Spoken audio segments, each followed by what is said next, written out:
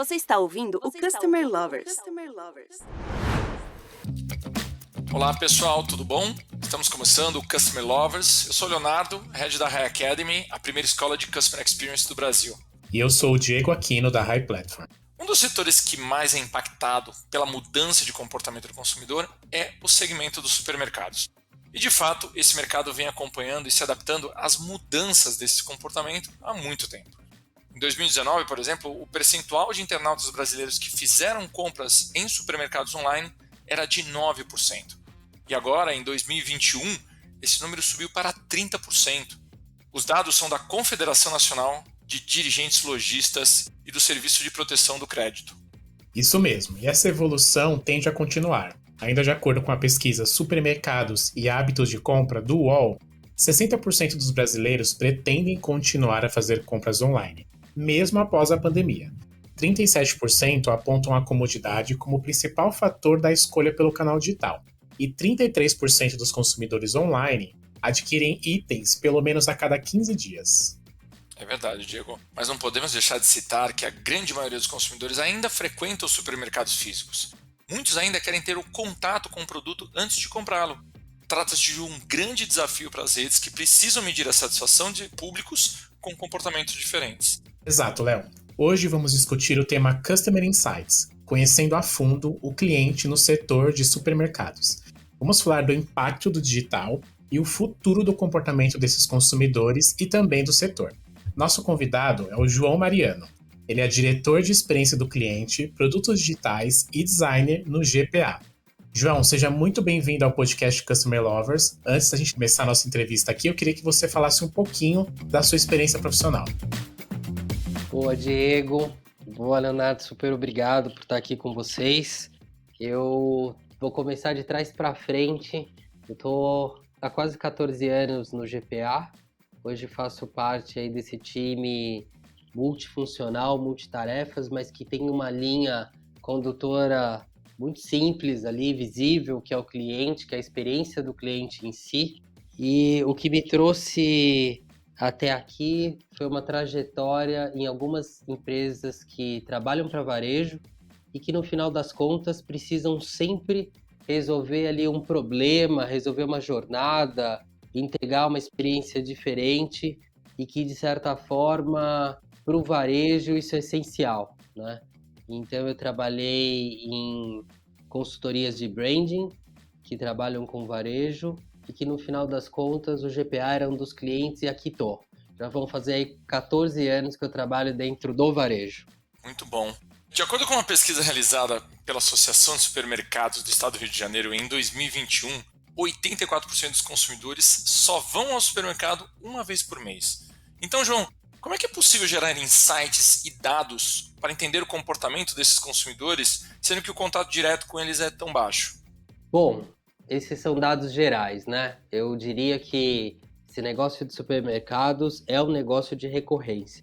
Nós, né, como clientes, precisamos comprar perecíveis, precisamos comprar aqueles produtos em que a gente não consegue estocar. Isso gera uma recorrência gigante. Mas vamos trabalhar nessa pergunta da forma mais abrangente e talvez aí mais numa ponta possível, que é como é que a gente faz para ter o máximo de contato que a gente puder com esse cliente que pode não frequentar um supermercado com tanta frequência, né? O nome desse jogo é coleta de dados. A gente precisa te conhecer, a gente precisa ter os seus dados. Como é que a gente faz isso? Como é que o GPA faz isso há muitos anos e é pioneiro nesse tipo de tratativa? É basicamente utilizando um programa de fidelidade.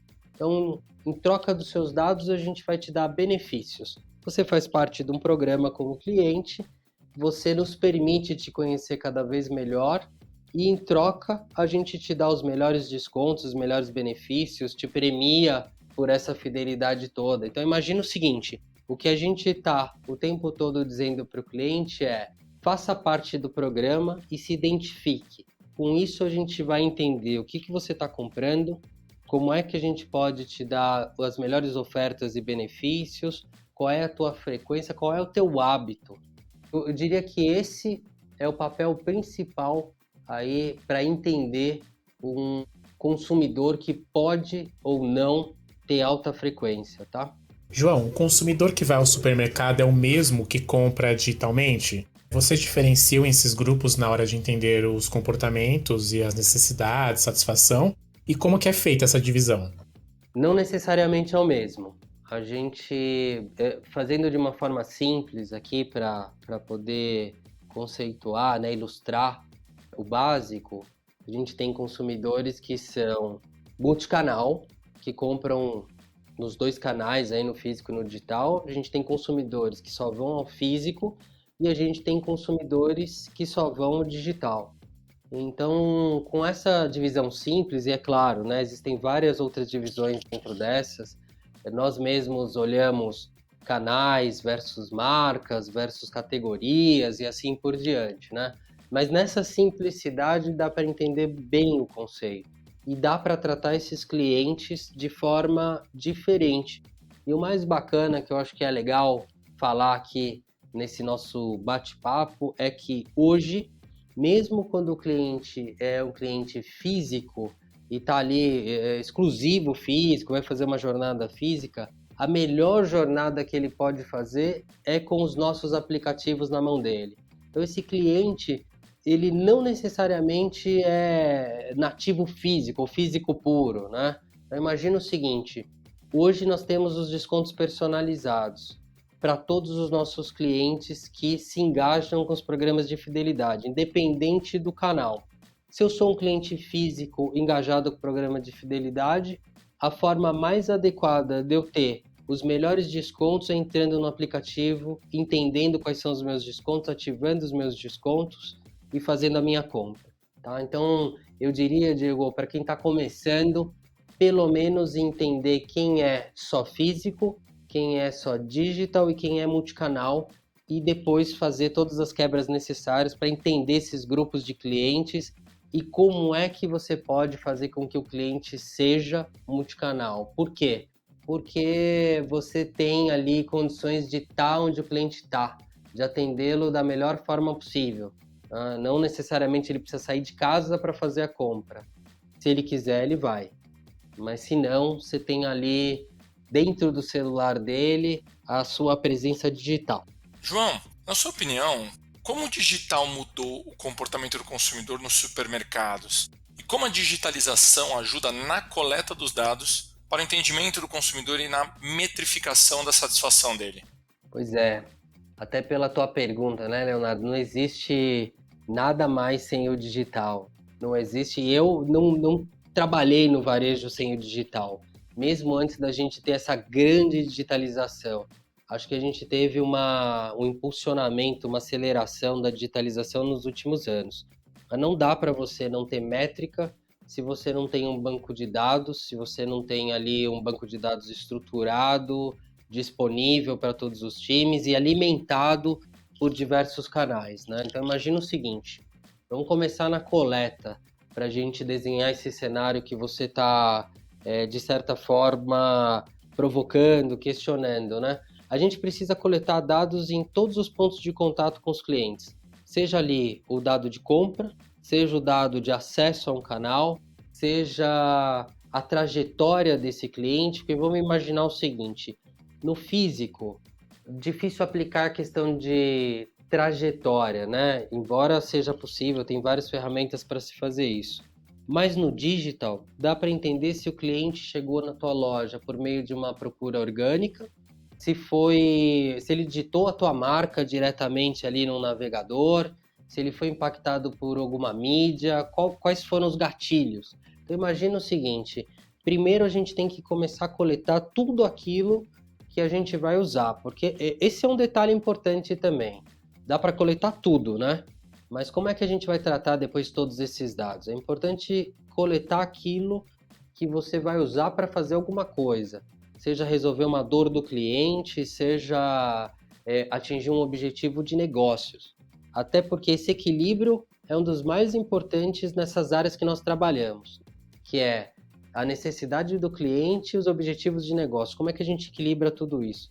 Coletando os dados, precisa-se ter um banco estruturado para que a gente possa testar, lançar hipóteses ali, buscar novas ideias, novos caminhos, entender onde estão os grandes atritos, onde estão as dores, e não dá para fazer isso sem ferramentas e sem profissionais adequados, né? E a partir daí dá para a gente começar a dividir os clientes em diversos outros grupos. Nós falamos ali inicialmente de pelo menos um cliente físico, um digital, um multicanal, mas dá para a gente dividir os clientes por hábitos, que essa é uma das formas mais bacanas e mais inteligentes, as ferramentas que nós tínhamos no passado, né? No passado era muito, vamos dividir por gênero, por faixa etária, etc. E isso não traz as melhores respostas. E pega um país como o nosso, um país super diverso, grande, a gente tem regiões que são distintas. Então, entender esses hábitos, identificar esses grupos de clientes, você só consegue fazer com ferramentas estruturadas, com times que conseguem olhar, é quase que essa matrix, né? Começar a olhar aqueles dados e entender no que nós todos podemos transformá-los, né? Como é que a gente pode atuar sobre dores, sobre pontos em que, se você atua, melhora ali a percepção positiva em relação à experiência que você está entregando e assim por diante. Eu diria que nesses últimos anos, principalmente pelo motivo de nós termos no celular acesso aos programas de fidelidade, às informações de localização e assim por diante, a gente conseguiu ser ainda mais capilar e, o mais importante, ser assertivo. O que eu acho que faz parte também dessa nossa discussão é, em troca desses dados que nós estamos recebendo, a gente precisa dar os teus melhores benefícios para cada um dos nossos clientes. Como é toda relação? Quanto mais a gente vai conhecendo aquela pessoa que a gente se relaciona, é mais fácil a gente se engajar, ter assuntos em comum e assim por diante. Funciona da mesma forma, tá? Não vejo outra saída a não ser uma grande digitalização e um grande trabalho sobre dados. Se no passado a gente tinha gurus de varejo, etc., grandes pensadores, eu acho que mudou, né? A criatividade sempre vai estar presente, a criticidade, né? O pensamento em torno de um problema identificado, ele é super necessário, mas hoje é trabalhar sobre dados, né? É muito mais do que a experiência própria, a experiência ali empírica e assim por diante, tá? Então, de novo, nós estamos falando de propor, de mudar, de evoluir a partir de dados. João, você comentou aí de todos esses dados e como vocês aplicam eles, né? Eu queria que você falasse um pouco da sua opinião. Por que é tão importante medir a satisfação do consumidor em redes de supermercados tão grandes como o Pão de Açúcar e o Extra? Boa pergunta. Não tem como a gente resolver um problema se a gente não conseguir identificá-lo, né? E a melhor forma de identificar um problema é medir a satisfação ali no momento em que a experiência está terminando. O que a gente faz hoje, e a gente usa uma metodologia bem conhecida no mercado, né? Uma metodologia mundial, que é o NPS, que é medir quem são aqueles consumidores promotores, detratores, neutros.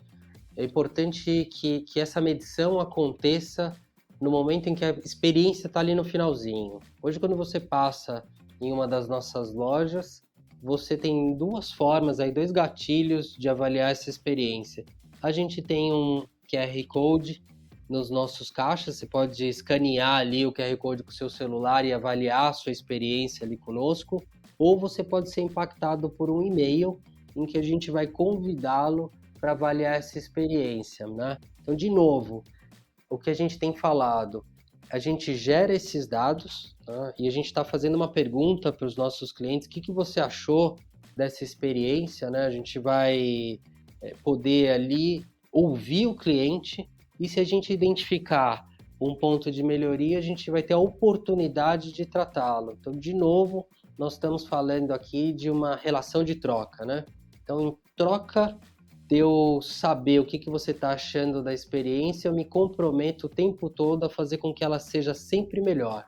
Então, é muito importante medir a satisfação dos clientes, medir o máximo de clientes possíveis em todas as lojas, né, em todos os pontos de contato, mesmo no e-commerce, mesmo nessa jornada digital, para a gente entender o tempo todo o que está acontecendo e fazer isso de forma estruturada, gerando dados, identificando oportunidades, identificando pontos de melhoria, identificando quais são as qualidades que precisam ser cada vez mais enfatizadas e gerando relatórios que alimentem os times para que eles possam trabalhar. Então a gente está falando aqui de não adianta só a velha barriga no balcão, né? Só a velha barriga no balcão não funciona. Ela funciona também, é necessário. Tem que ter o pulso ali na operação. Tem que assistir o cliente fazendo suas compras dentro da loja, tem que assistir o cliente fazendo suas compras dentro do e-commerce, o que é super possível hoje com as ferramentas digitais que nós temos, mas tem que ter uma coleta estruturada dos índices de satisfação para entender o que precisa ser feito ainda mais para se diferenciar, para entregar a melhor experiência possível para os diferentes tipos de clientes. João, você concorda com a tese de que os supermercados passaram por uma grande reinvenção em 2020 em função da pandemia? E qual que é o legado desse período para o setor? Eu concordo. Eu só acrescentaria que talvez esse é um dos setores que mais sofre mutações, evoluções, né? Mas eu diria que a pandemia foi um dos aceleradores, tá? Tem vários outros que a gente pode colocar aqui na conversa, como o surgimento dos aplicativos de supermercado e assim por diante, tá? Supermercados e restaurantes. Mas 2020, de certa forma, foi um ano de prova. Quem já estava preparado, quem já estava digitalizado, basicamente acelerou, teve de acelerar, né? Então, pegando até o dado bruto que vocês trouxeram, do número de consumidores que compravam no digital e que passaram a comprar no digital, esse é um exemplo claro de aceleração. Quem estava preparado conseguiu acompanhar, conseguiu atender esses clientes que, por necessidade, tiveram quase que apenas essa alternativa. Imagina que quem não estava preparado se viu num cenário em que teve que se digitalizar, teve que buscar outros canais.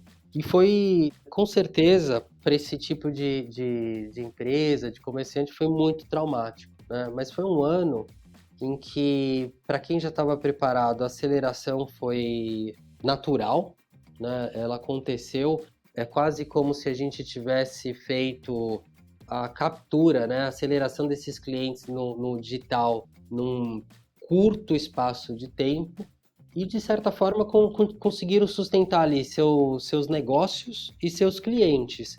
O legado de tudo isso, eu acho que não tem mais volta. Quem não estava digitalizado e se digitalizou não vai voltar ao patamar de antes, né? Isso eu diria que é quase impossível. Então, esse legado, esse aprendizado por todos os varejistas, por todos os negócios, sejam os diversos negócios, e para fazer aqui uma referência a um outro setor, imagina o seguinte: antes o que nós conhecíamos era uma consulta médica presencial, com todo aquele trabalho que a gente conhece, marcar consulta, se deslocar, etc. De repente, a gente estava sendo atendido ali online e foi legal, foi bom, né? Se descobriu uma nova forma de fazer, se descobriram novas formas de se fazer uma série de coisas, inclusive trabalhar.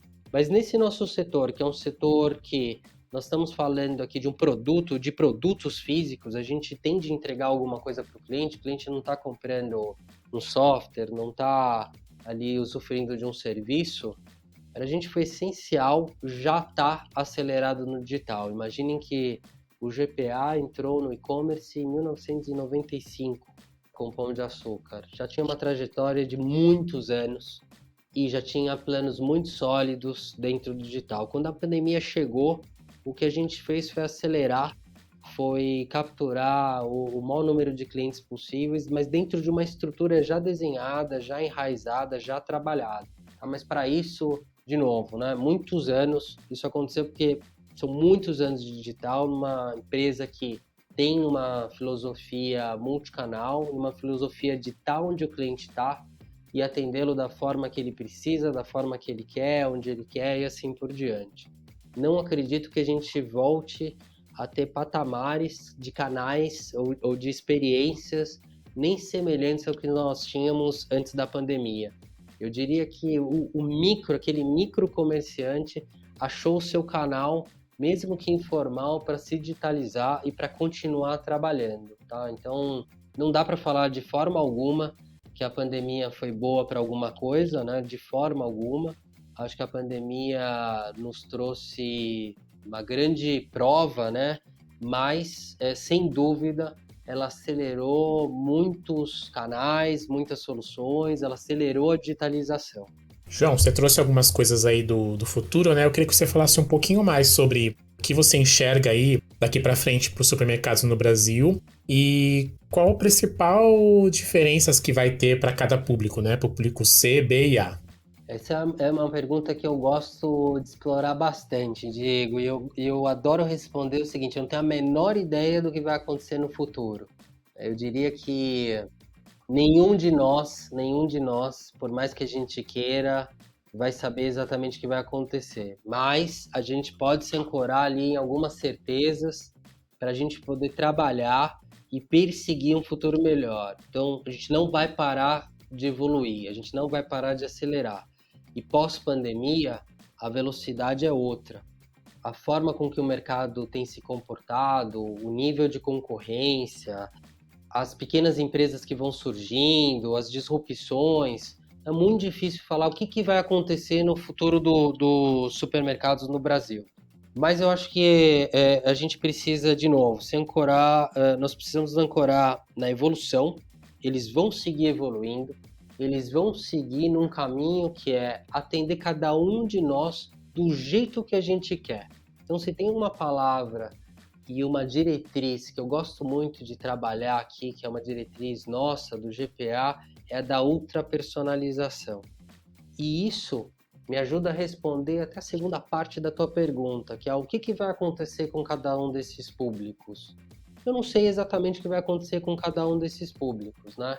As classes estão muito envolvidas em todo esse nosso ambiente econômico, socioeconômico, na verdade, né? Em todo esse cenário que nós vivemos. Mas uma coisa que eu posso quase que dizer com certeza é cada cliente vai ser atendido de uma forma bem pessoal, bem específica, do jeito que quer.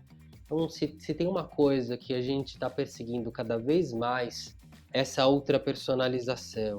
Quanto mais nós conhecemos cada um dos nossos clientes, independente de classes, etc., a gente vai conseguir entregar para eles uma experiência personalizada. E uma experiência personalizada, ela carrega menos atritos, né? Ela dialoga de uma forma mais simples, ela te dá tudo aquilo que você precisa. Então imagina o seguinte, nós nunca vamos conseguir fazer no físico uma loja que seja a loja do Diego, uma loja que seja a loja do Leonardo, uma loja do João, mas usando os canais digitais, a gente pode fazer com que o físico se aproxime mais dessa loja personalizada e o digital, ele pode ser completamente personalizado, né? A loja que o Diego vê no digital já não é a loja que eu vejo.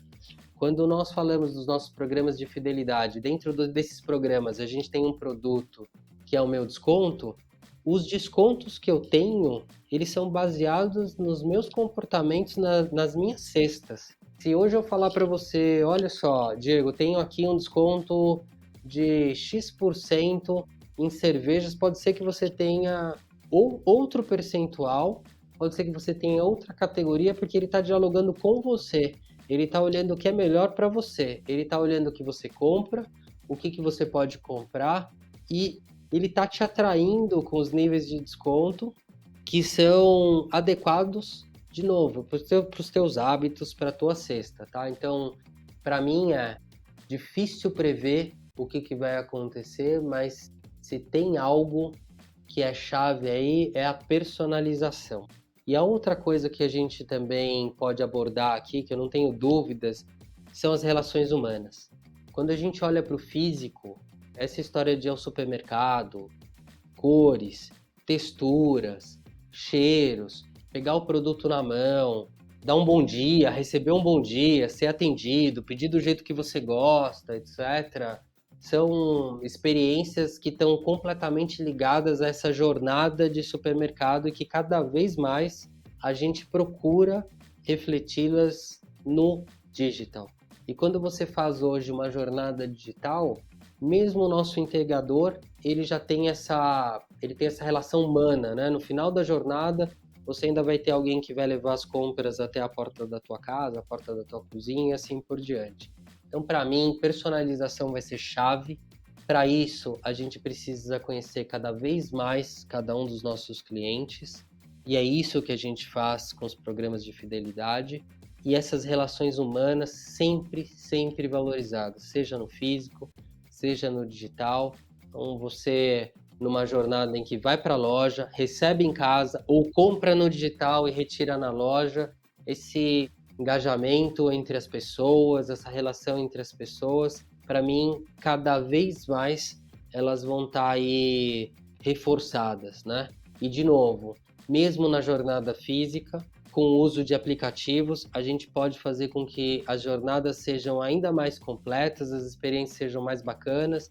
Imagina uma experiência hoje sem descontos personalizados. Não dá mais para falar nisso, né? Esse é o velho varejo. Esse é o velho varejo de fazer a mesma oferta para todos os tipos de clientes. Não dá para a gente falar de uma oferta X para um cliente que nunca vai consumir aquela categoria. Então não existe para mim mais o pensamento massivo, né? Cada vez mais o pensamento personalizado. É por esse caminho que os supermercados vão e que todos os outros negócios vão, na verdade, né? E a gente precisa estar onde o cliente está, independente da classe, independente dos hábitos dele e assim por diante. João, o comportamento do consumidor está em constante evolução, né? O grande desafio das empresas é acompanhar essa mudança. Conseguimos adaptar a sua empresa para atendê-lo da melhor forma possível ao longo de toda a sua jornada, entendendo suas necessidades e expectativas. E o principal pilar para realizar isso é coletando os dados dos seus comportamentos para conseguir, de fato, compreendê-los e suprir suas necessidades, visto tudo que você falou de coleta de dados do mercado, de se adaptar ao consumidor, a esse novo consumidor também, né? E o mercado vem fazendo isso, como você mesmo falou, ao longo de muitos anos, não foi só em função da pandemia, só acelerou esse processo. E o mercado de supermercados é um dos setores que mais foi afetado por essas mudanças, né? Então eu queria agradecer ao João Mariano por compartilhar toda a sua expertise nesse mercado com a gente. E agora eu passo o microfone para você, João, para você compartilhar uma mensagem final para os nossos ouvintes. Tá, primeiro agradecer a vocês dois, Leonardo e Diego. Papo rápido, mas cheio de conteúdo aí pra gente provocar, convidar as pessoas a conhecerem cada vez mais esse setor de supermercados, que é um setor espetacular. E, claro, né, eu sou, no final das contas, aqui varejista. Se eu tenho que deixar uma mensagem final sejam multicanais, baixem os nossos apps, experimentem essas jornadas mistas e tenham a plena consciência de que no futuro a gente vai personalizar cada vez mais cada uma dessas experiências e nós todos vamos poder aproveitar ainda mais essa jornada de compras, que é uma jornada espetacular, cheia de desafios. Obrigado, João. Obrigado a todos que ouviram esse episódio do podcast Customer Lovers. Continue acompanhando nossos episódios em todas as plataformas digitais. Até a próxima. Um abraço, pessoal. Você acabou de ouvir o Customer Lovers, o podcast da High Platform. Dá uma acessada no nosso Insta e se liga no conteúdo que rola por lá.